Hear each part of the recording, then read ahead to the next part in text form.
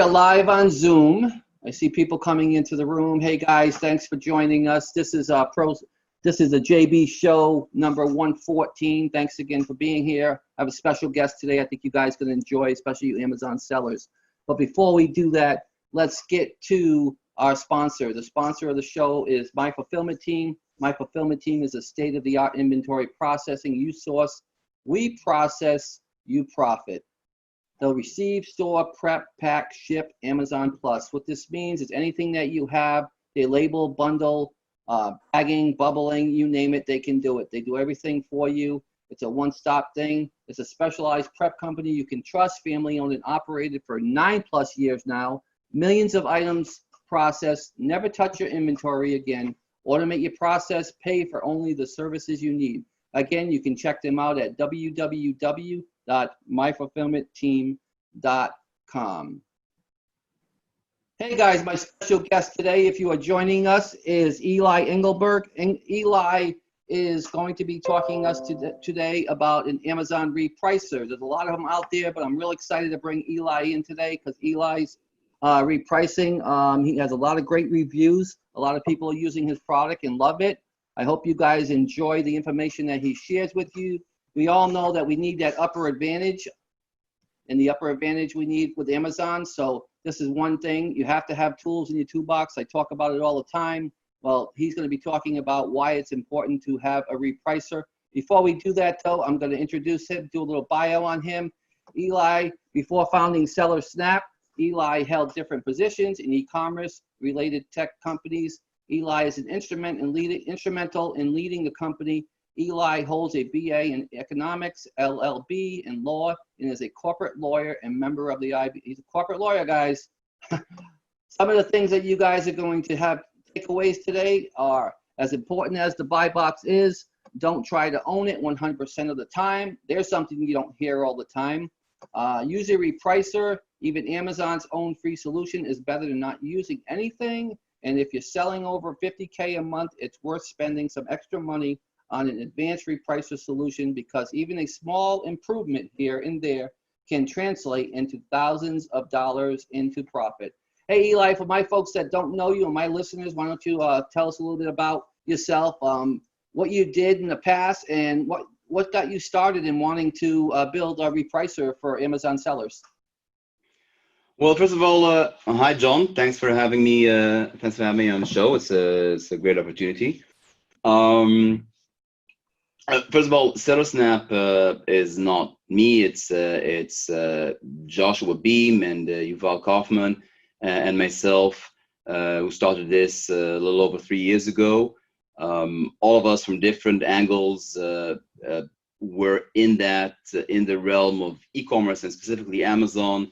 And knowing the challenges of sellers and knowing the challenges of sellers and the room for improvement, and anyone who's selling on Amazon knows how many tools there are, and there's always something missing.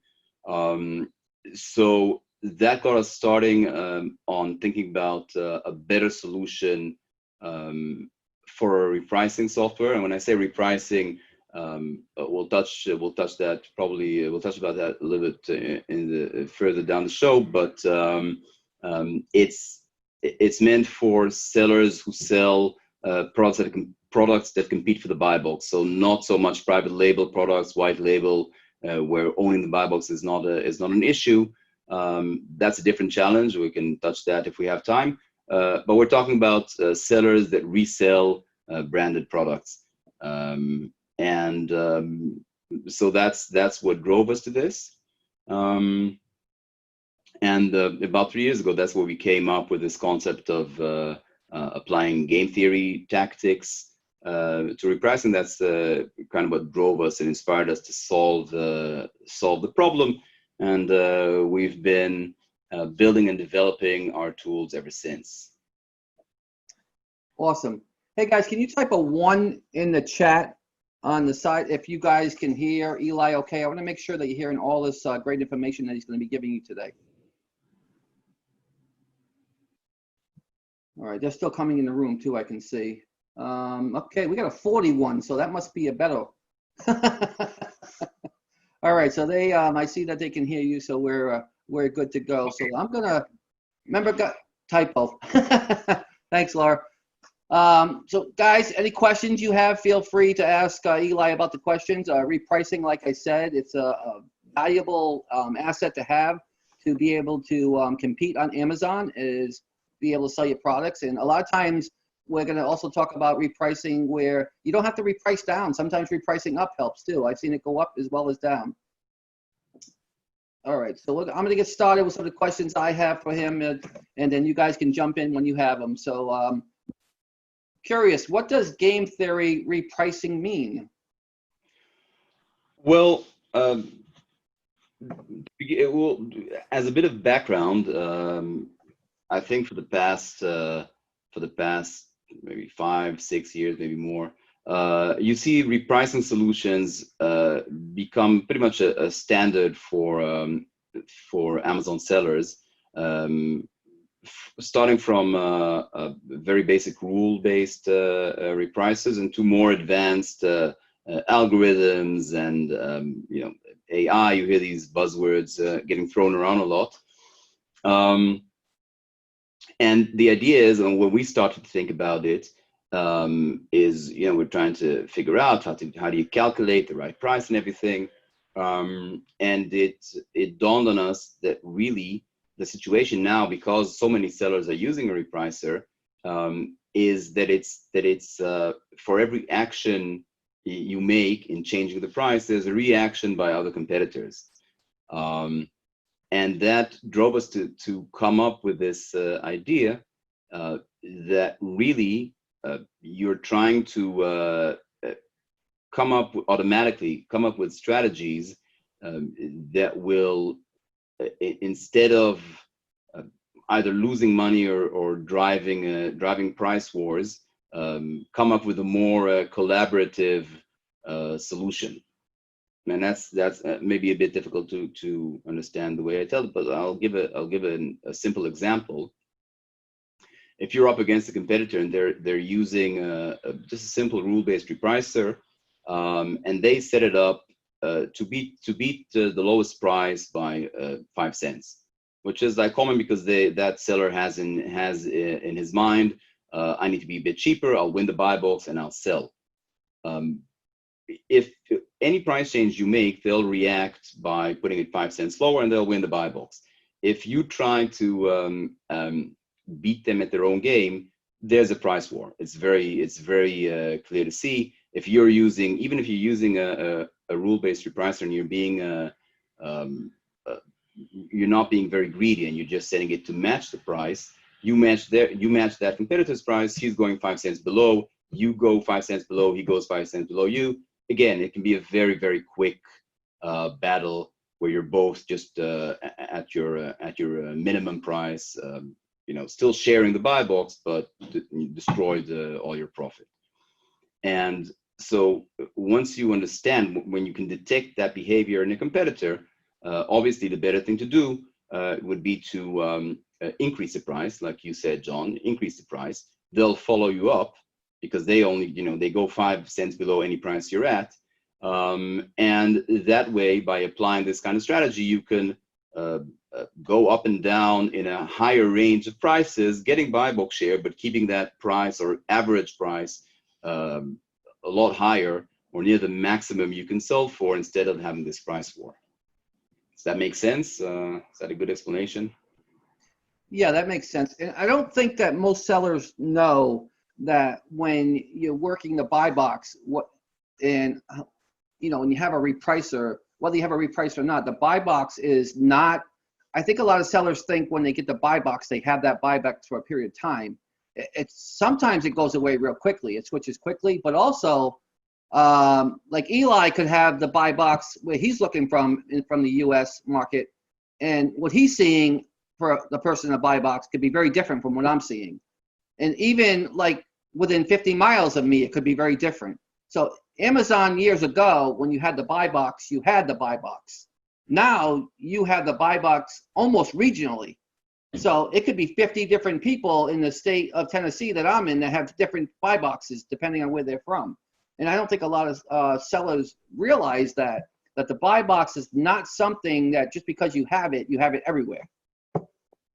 Yeah, you're very right, and that's by the way, a big pain point that that I can go into a little bit in depth.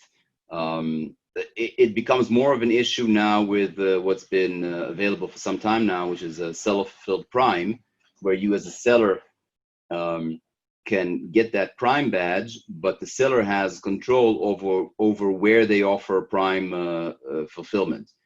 So you can, as a seller, you can say, well, I'm offering prime in just a New York area, or any area, or almost the entire continental USA, and you still have control of it. And like you said, John, it really depends where you come in as a buyer, what offer you would see. So yes, that's a challenge that makes it very difficult. You can also the other side of that is that you cannot reprice regionally. So you only set one price. So you can't say, oh, I want one price in New York and another price in LA. But Amazon's algorithm will go and say, okay, you as a buyer, what buy box should we show you? Oh, sorry. So that's right. I don't think it's a good time. I can to go over. I think what really shows, in my opinion, a good explanation of why repricing is important. I have a pretty good slide. And let me try to share that. Sure. While you're sharing that, I guess the other thing is with a repricer, when you have the buy box with the repricer and then you lose it, because you can lose it pretty quickly, does a repricer going through Amazon's API, does it have the ability to now in other regions still compete for the buy box in those regions, or does it just give you the buy box in that area and then kind of recycle it? I'm sorry, I can't. It seems like I won't be able to share for some reason because it's saying Zoom will need to quit and reopen. You can do that if you need to, and I'll just talk to them for a second if you want to try. And let me see if that will work. That would be the question that I would have is whether or not, while he's doing that and coming back, guys, if you guys have any questions so far on what we talked about as far as repricing, I think repricing is a critical part, and especially if you're doing retail arbitrage or online arbitrage or even wholesale. It just gives you, I won't say a competitive advantage, but it allows you to be in the game more if you're aware that the pricing is fluctuating the way it does, and you have a repricer that you can set, because most repricers now are better than they used to be, where if you set a low price in a bottom, it can only go to the bottom, or if you set a high price, it can go up, and it kind of they're pretty effective now in how they work. Years ago, you could actually set it to the bottom and it would continue to keep going even further down. All right, looks like Eli's back. Hi. Let's see if he can get his screen to share. I'm back, and can you hear me? First of all, fine. Okay, so let me try to share because it's here we go. I think this will work. Let's see. So tell me if you're seeing this, and we'll. I see that perfect. Okay, so this is and I think this captures all the most important things we have to say about repricing. This is real. This is real data from Amazon, from Amazon notifications. So this is Amazon push. For anyone who doesn't know, Amazon push notifications to sellers anytime there's a price change in the top 20 offers of an ASIN that you're selling, and that contains the prices and also who's winning the buy box. And what you can see here is very interesting behavior of three sellers. And in the first period that we're seeing here in blue, seller number C, the gray seller, is not using a repricer. He's at a fixed price. Okay. The blue seller, seller A, is also at this point not using a repricer and just sitting there around $16. And at that point, the orange seller, which is using, in this case, our repricer, is winning buy box and also going deliberately above seller C to give seller C a buy box share. Why? In order to share the buy box with that seller and not encourage that seller to drive the price down over time. because again, the assumption is if you have a competitor that is in stock, FBA, getting buy box share, even if they're not using a repricer, in a week they'll say, hey, I'm not selling this. They'll drop the price, by whatever amount they think to start selling again, and that's it. The price is now going to be lower and stay lower because this guy is not using a repricer.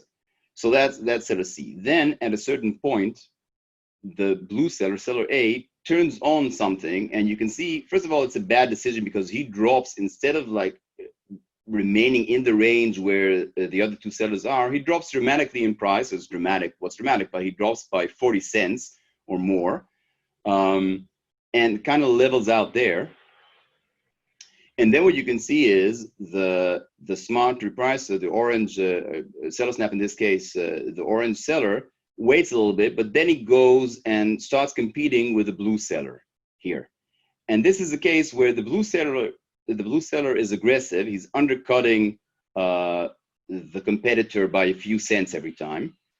But what happens then is, after getting some buy box share, the AI pulls the price up, tries to get the blue seller to increase price, which they do to a certain extent. So you see this increase in price here. And so this kind of cycle goes on, where the smart repricer is able to pull that blue seller up to the highest that they will go. Again, the blue seller has, you can very clearly see, has set a max price that's somewhere below $15.40. And that's out of your hands as a competitor, because that's what the other guy is doing. But given the circumstances, this is not a bad outcome, because the average buy box price is obviously a lot lower than it was before the blue seller decided to come in and drop the price. But it could be a lot worse if you kept battling it out with that seller. You could go down as far as they'd both be willing to go. So what this shows us is, the importance of the repricer, just period, because the gray seller C, as long as we're sharing the Bible with him, that's fine. But now the third seller, blue seller, came in, the gray seller, seller C, is not getting any Bibles anymore. He's out of that picture because he's not using a repricer. He's sitting at a fixed price. So that's, he's out of the picture. And we also see the disadvantage of seller A's aggressive price drop. Again, because in the end, he's getting the same buy box share he would anyway. He's just getting it at a much lower price. Yeah. I think what's interesting with this graph too is that what you're showing is that seller A decided that he was going to go down and maintain down there for a little while, but the orange seller, decided that I'm going to see if I can get him to bite and go up. And he did get him to go up a little bit, and then seller orange came back down to him, but then he went back up again to see, and they kind of played that little bit of a game to kind of finally find out where that blue seller was going to maintain his pricing at. So it kind of gives you an idea of where he's willing to go. So exactly, I love the fact that you use the word game. This is exactly I didn't choose this by accident, but this is a very good example of how the game theory repricer works very well. Because as I said, the orange seller is managed by Seller Snap in this case, and what the repricer just automatically does is it detects that this is the pattern by which the blue seller is repricing. So it would be different if seller A would have a completely different strategy and would behave differently. The strategy the game theory repricer would come up with would be different. But for this guy, like we said, it's constantly reevaluating and pulling the price up. And as you said, and it's interesting, it's just interesting for me, dealing with this data all the time. It's interesting to see the decisions seller A, the blue seller, made, because he went down to a certain price, but then after going into a bit of a price war, when we pulled up the price, he didn't even go back to his original price where he started competing. So it's very clear that he has set a max price at some point, which is below $15.40. And that's as high as he'll go. And you see that, we retest it every several hours. And you see that he never goes back up to the price where he was. which again, thinking about it if you look at it from a cooperative point of view, it'd be much better for everyone, or at least if you keep the gray seller out of the picture, it will still be beneficial to be around the $15.18. But unfortunately, the blue seller is not, maybe not smart enough. I don't want to say that, but he's not willing to go up. He's blocking his increase in price by a maximum price that he's set. Yeah. So now, SellerSnap, is SellerSnap the only one that you know of the repricers that actually detects and tries to drive the price back up again? SellerSnap is the only repricer that I'm aware of that applies this kind of strategy or this way of thinking of game theory. No, we're not the only repricer. First of all, some rule-based repricers, I think we can, let me see. So it seems like to me, when you have this kind of data, if you knew who that blue guy seller was up there, the dark blue, and you could see quite clearly that he's not willing to go up, but he has all that space to go up, that could be somebody you could reach out and say, hey, you guys, you're losing money because you don't have to go down that far. Mm-hmm. Well, that's outside of the realm of what we're doing, and also, and this is, I want to be very clear about this. It will be unethical, and I think we'll all agree to just completely start coordinating prices. That's looking at it from a cartel kind of point of view. That's not what we're doing. We're just saying, okay, look at the strategy. How are these other competitors behaving? What can we do that's beneficial to us and to other sellers as well? And I think this in economy happens a lot, right? These big companies don't sit in a dark room and make these decisions, but they signal they signal each other by making these little changes or little things, and other companies pick up on that, and a lot of times you see that when one big company does something, the rest follows. Yeah, the reason why I asked that, I thought it was, I asked that question because I already knew your answer to it, is basically that you guys protect seller protection. So you're protecting him. You get this data, but you don't share it. We don't share the data across sellers. Each seller has access, and by the way, we don't need us for that. As a seller, you have access to all the data as well. Obviously, these price changes that you get from Amazon. But it's also, like I said, it's not necessary, because just by analyzing the price changes, you can see what the other sellers are doing. You don't need to, kind of cross-reference that and do anything like that. It's just very obvious looking at that data this way, which right. is difficult to. And it's a very good, clear. It looks like every 15 minutes to 30 minutes, your repricing is doing something. It depends, but there's limitations on the frequency that does that. I think in this case, what you see here is not repricing decisions. It's not price calculations. It's whenever there's a price change takes place, right? Which is governed by a bunch of different parameters, and it's not. I don't think that interesting to go into right now. But I think the general picture is very clear from this. Yeah. The interesting thing is for the people that are watching this or that will watch the replay, is that you can see based on the timestamps that whether the price goes up or not, you can see how many times that data is changing. Yeah, definitely. Definitely, and there's cases where it's even more dynamic than this, although this is a pretty good example of very frequent price changes. And as you mentioned, this is, look how many times the price changes in an hour. And as you said, every time this is a price change, there's a rotation in the buy box, someone else wins the buy box.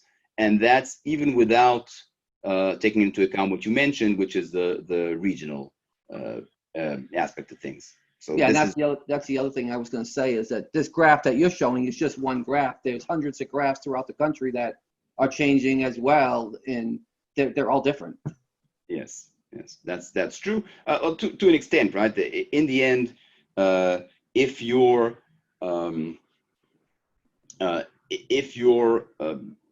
the best offer generally, so there's no better offer anywhere, then you'll get the buy box, and you'll have the buy box in New York and in Los Angeles and in Kansas. That's not going to matter. I think the difference is when the landscape becomes a bit more complicated.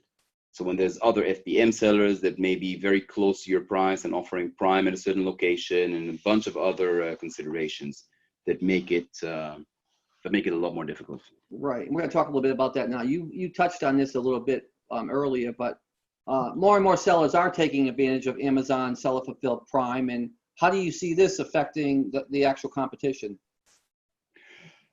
So the big problem with Self-Fulfilled Prime is that it's a challenge for automatic repricing, for third-party solutions, because you mentioned, yes, it depends where you're logging in from, or where you're shipping to, who you'll see, what offer you'll see in the buy box, but that data isn't available.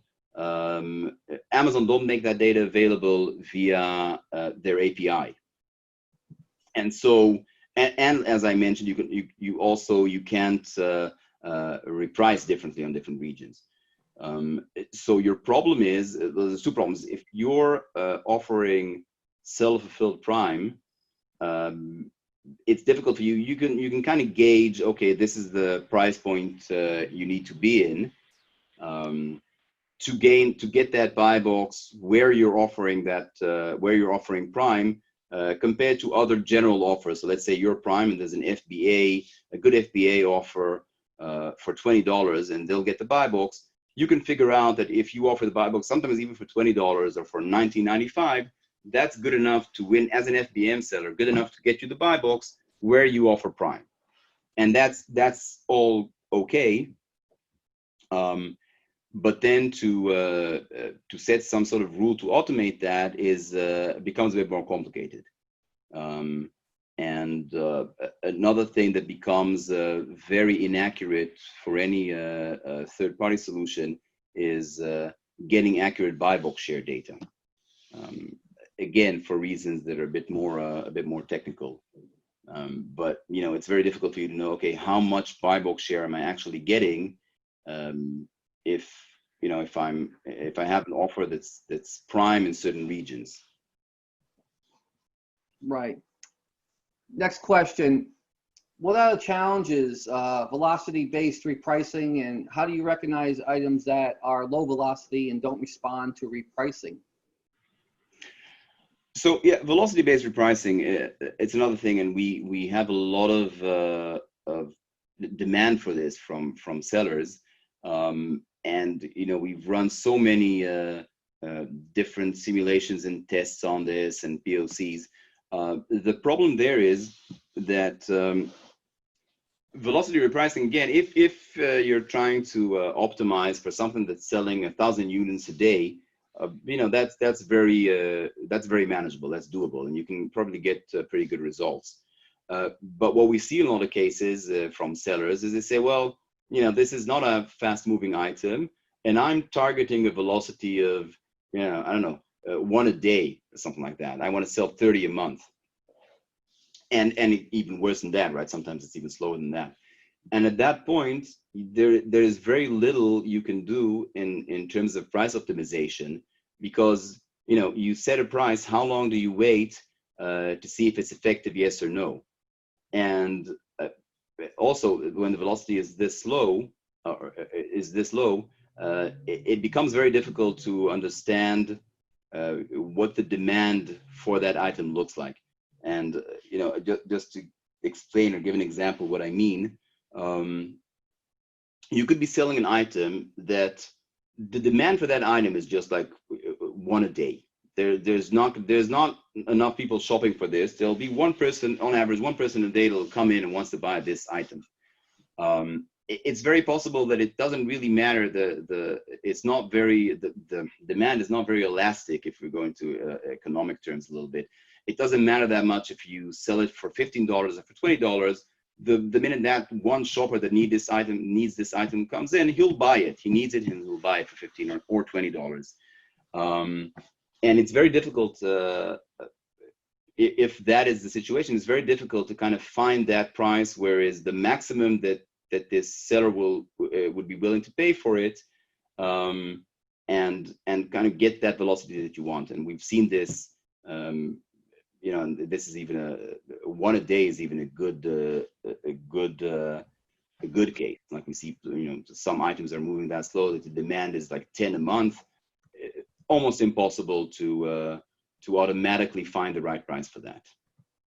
And I think that's the kind of place where I usually tell sellers, listen, this is where you come in, your intuition, just as a seller and as a business owner. What is the price that you need to sell this for? And just put it in that price, and that's it. You know, there's not a lot of room to play there, or it doesn't. I think it just doesn't. It doesn't necessarily show value to play with prices in those scenarios. Next question, and this is a great question. Some sellers claim that having Amazon as a competitor on your listing destroys the listing since they can manipulate the buy box. What repricing strategy does SellerSnap use, and what do you see Amazon doing? First of all, I don't think we need to share anymore. First of all, and this is again from looking at so many different competitors and different products, I can honestly say there is no one characteristic that defines Amazon as a competitor. We'll see Amazon behave as a seller in completely different ways on different products and at different times of year. And you'll see situations where Amazon are offering something but are just completely not competitive. They're more expensive than the other sellers. You'll see cases where they are very aggressive, and you'll see cases where they share the buy box with other sellers and really apply some game theory tactics themselves. You'll see Amazon kind of pull the price up or follow other sellers up in price. So that's one thing. So to say, well, if Amazon come in, it depends. Some, in some instances, yes, that some sellers will say, well, the minute Amazon come into this product, it's just gone. They destroy it, and they'll be all over it, and you don't stand a chance. And I guess that's true, but it's not always the case. And so, is there a right strategy? No. If Amazon decide to be very aggressive, there's not much you can do. They'll dominate the buy box, and every now and then they'll maybe run out of stock, and you'll get your chance to sell a little bit, but there's not a lot you can do. But in these other cases where they're acting more like any other seller, you'd still be able to share the buy box and even bait the price up, and get good results. I think it's not a clear-cut answer. Yeah, and I think personally that if Amazon is on the list and you stay within reason with your repricer and you're not repricing crazy way down, Amazon will share that with you. But if you decide to go to the race to the bottom, Amazon is going to go all the way down and hopefully put you to where you don't have any inventory left because you can't sell it because they went way under you. But I've also seen it where you go under Amazon and all of a sudden Amazon goes down under you, but then you raise your price up, and if you're the next lowest person to Amazon, they will raise their price back up to where you are. So I've seen Amazon go up as well with sellers.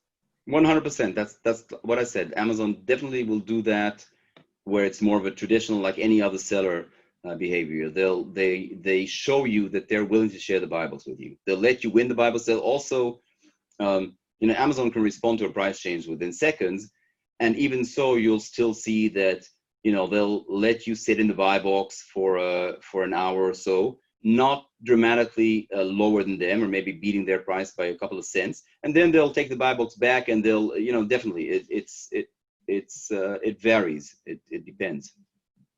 That's the good old saying that we always say here is it's Amazon's sandlot. They just let you play in it. It's true. But you can still make money, so who cares? Exactly. What other options are there to reprice with SellerSnap? And we talked about this a little bit before we came on the air. Do you provide private label options? So I think I mentioned, and this private label ties into the answer I had just just now about velocity repricing. When you're selling something and the buy box is no longer a factor because you're the only buy box owner, it now becomes a question of what is the optimal price to sell the item for, and it has a clear answer in economics, but in the real world, in Amazon, it's a bit more difficult. Again, especially if your item isn't selling hundreds or thousands of units a day, so it becomes it's the same challenge. And again, private label, I think you'll probably be you're a bigger expert than I am on this for sure. There's different types. Private label is a bit of a general word. There's different types of that, and private label is we use this sometimes incorrectly. For us, what it means is where it's your own label, but also where it might be something that you don't have competition. You're the only one offering that specific ASIN, and it can be a bundle. A lot of sellers do that, right? They'll bundle something up together just to get out of the very competitive listing on Amazon and into their own little niche. So regarding what we offer, and it works well again for specific items, is the ability to tie your price into the price of comparable products. Which makes sense if I'm selling a garlic press. Private is the classic example, right? A garlic press. I want, besides spending money on advertising and making sure my listing is good, you still want to be competitive against other options that a buyer has to buy a garlic press, and you could do that by linking your price to other ASINs and looking at what sales rank they have and a bunch of other criteria. Another example is a bundle. So a pack of, if you're selling a pack of 3, a pack of 6, and you want to make sure that your price is offers a little bit of a discount over a pack of 3 or a single. And in that sense, make sure that your price is automatically adjusted to remain competitive and attractive to buyers. And guys, SellerSnap offers a 15-day free trial. I just put that in the chat for you guys over there. So if you want to check out the 15-day free trial, there's a website over there. I put on the chat. You can go to www.ProSellerTalk.com/SSNAP. SNAP. So it's www.ProSellerTalk.com/SNAP. All right, guys, any questions that you guys have for Eli here? He's going over a lot of stuff about repricers, when to use them, when not to use them. We talked about regional use with repricers. We talked about different strategies that Amazon uses. They'll go down, they'll go up. Let's see, we talked about what are the challenges of private label and can they be repriced.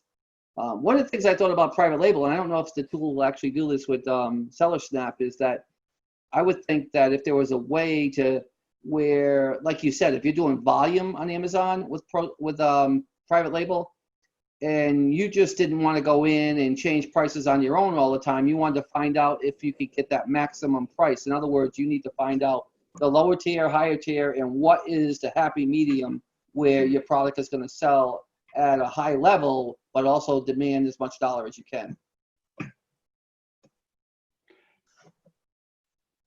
So is that something SellerSnap does or no? We have, so again, we have the option to set a sales goal. So to set like, okay, what is the frequency at which you want to sell? And that will obviously work well if it's something if it's an item that moves fast.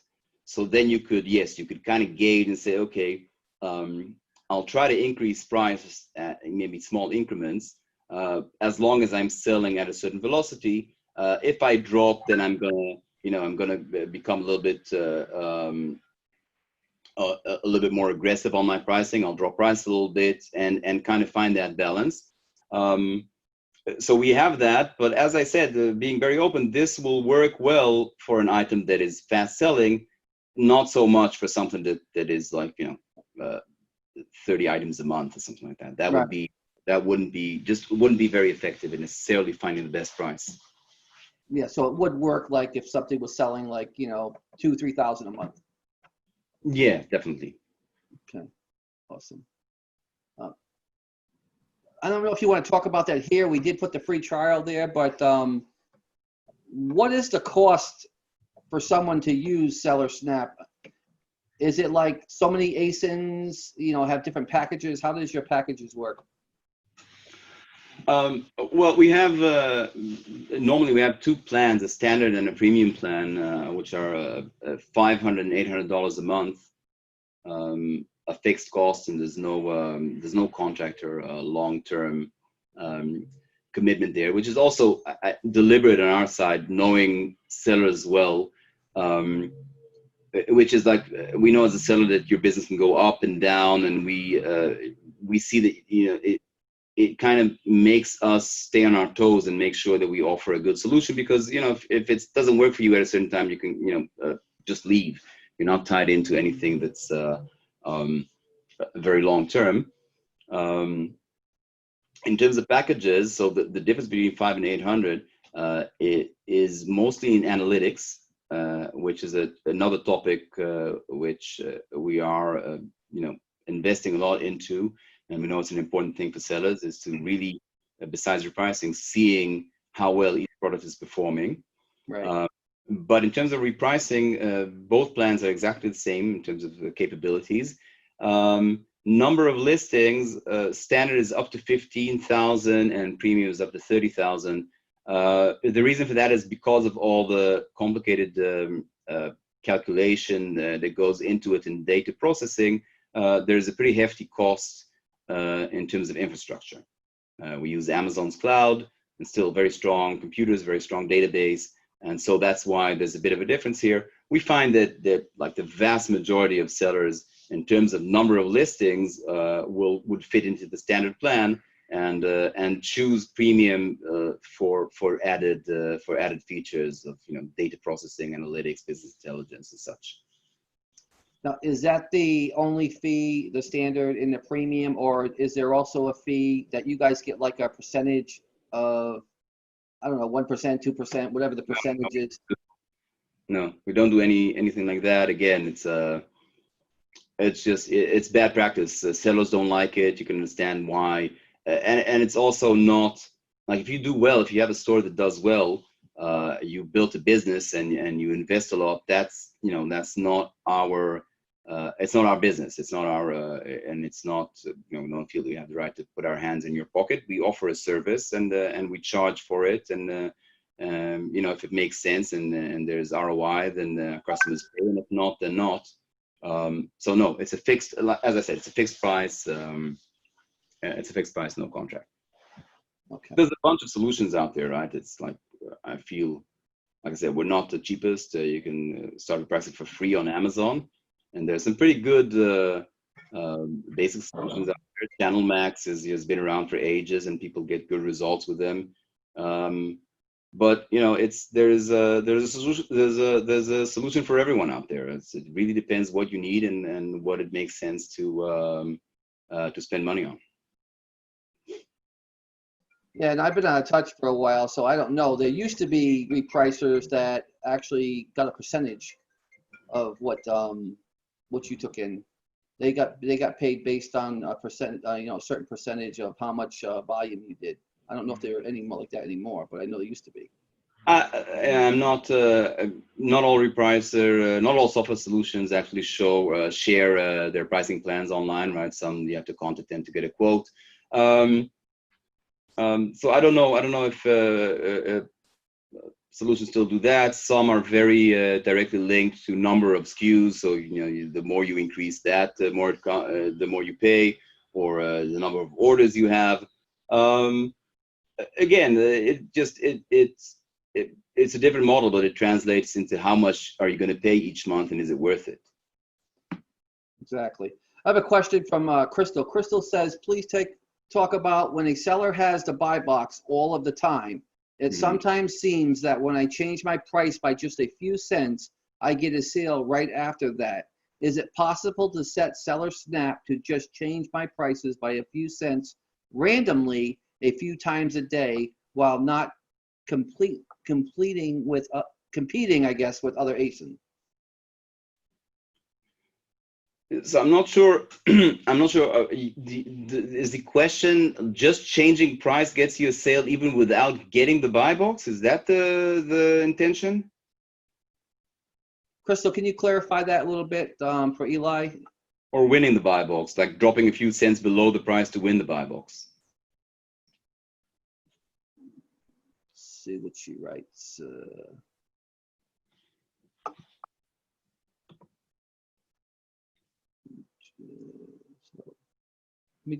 Let me read it again. Maybe if we could see.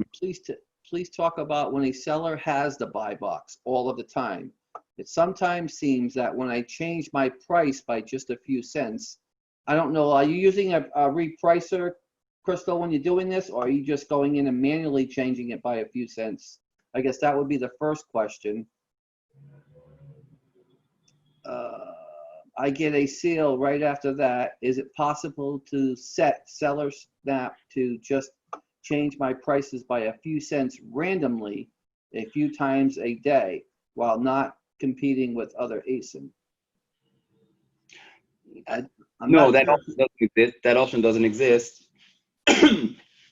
But again, assuming that you're, oh, here we go. Let's see if I understand.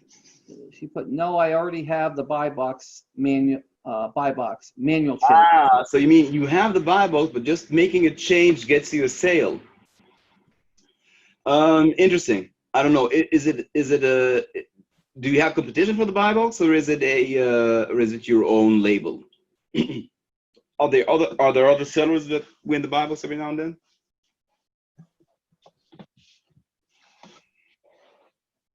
Wait,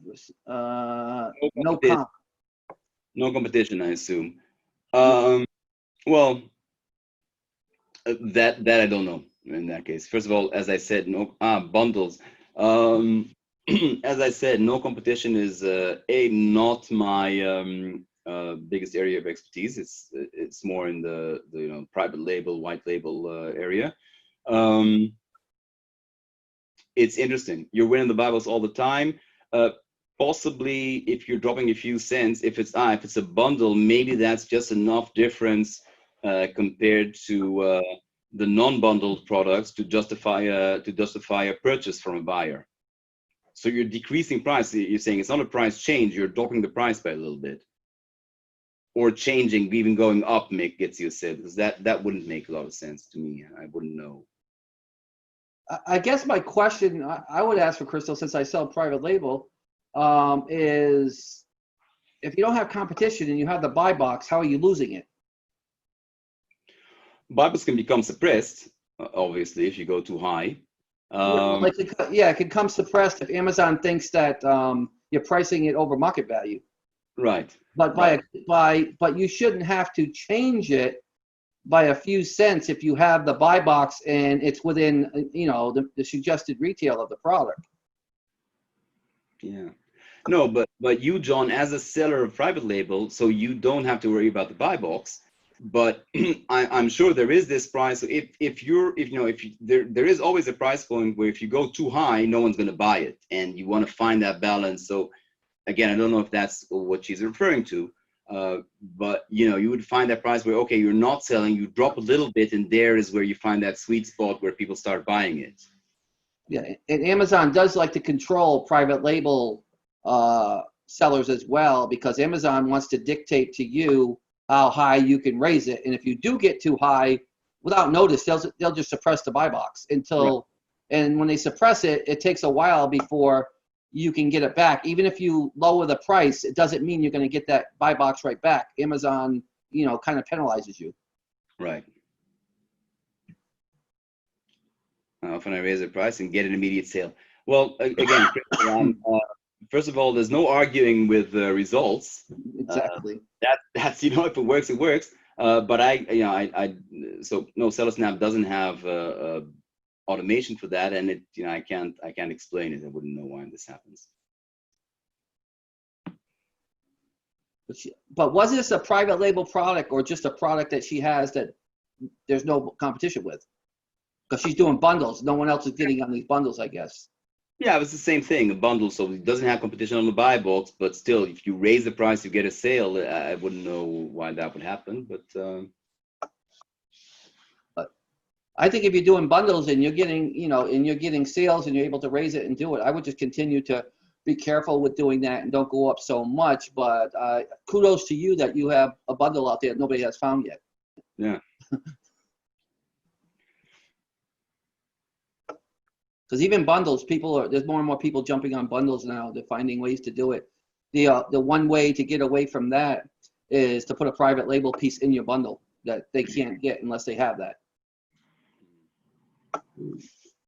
And it could be a marketing material piece, like you could have something that you private labeled, and it could be something that talks about, different ways to use that product that actually has your brand on it.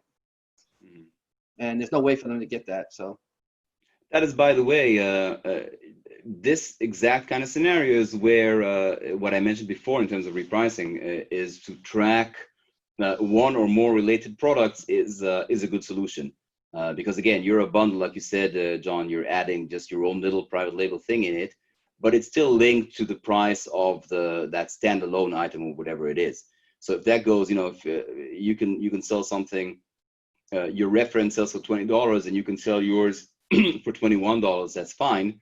But if that reference now drops to $15 and you're at $21, probably you're not going to sell it because there's no, the value changes or the difference in value changes.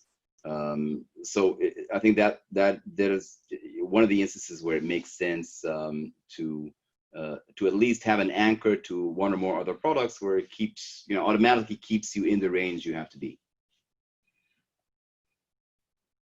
Yeah, and I see what she said, that she wished she could automate it to change the price by a few cents a few times a day. And I get why she wants to do that because, time is, valuable. And if you can have something automatically set that, it allows you to go on to something else and not worry. We have that. So we have the option to do that, just to set it not randomly, but to say, okay, every X hours, increase price and then decrease price by a few cents. It's not for me to say. I wouldn't, that's not why people use SellerSnap, because that's like, to use a very kind of insignificant feature of a bigger whole of repricing capabilities just to do this. Yeah, I'm sure you could find, though, I'm pretty sure Channel Max, which is just like maybe $40 a month, has the option to set a basic rule just on time. So to say, okay, every 3 hours go up 2 cents, and then every next 3 hours go down a couple of cents. If that's what you're looking for, there's probably, I'm pretty sure there's a few very basic reprices that can do that.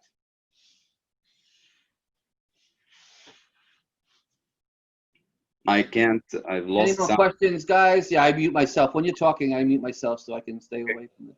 Okay. Any more questions you guys have? I've got one last one, and then if you don't have any more, we're just going to let Eli go. All right, so last one is, I understand that you provide analytics and intel. How do you know if your repricer is good or not? Wow, that is for us as a solution provider, and I think this is interesting to you as well. You're going to spend money on something. How do you know that it is? How do you quantify the value that it provides? And for repricing, it's very difficult because people start using us, and there's a 15-day free trial, and we tell this to potential customers. Let's say your sales goes up by $5,000. There's so many factors that go into this. Maybe you've had a lucky break on a very high, very fast moving item where a big competitor is out of stock. Maybe you did some good sourcing and you got some good strong products in there. Just a million different things that have dramatic effects on the results. So we claim a repricer is a must, but it doesn't replace just managing good business.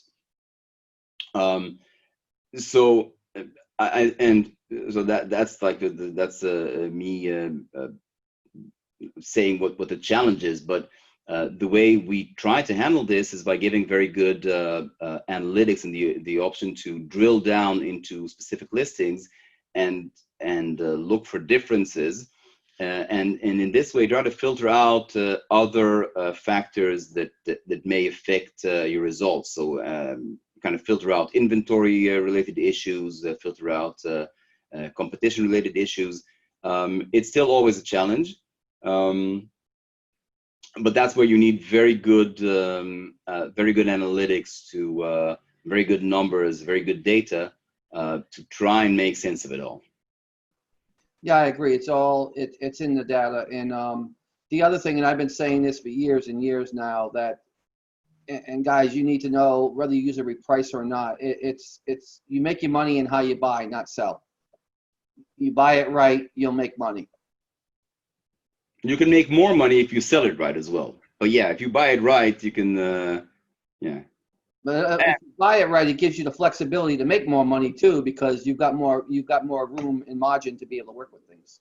Definitely, no, definitely. That's a very clear, and that's where sellers, and I can say that's where our customers, the ones that are very successful, are exactly as you said, John, are the ones that have this room to maneuver, the room to move. Where they're not just sitting at their bare minimum and trying to compete at that level. That's very difficult to make money on that.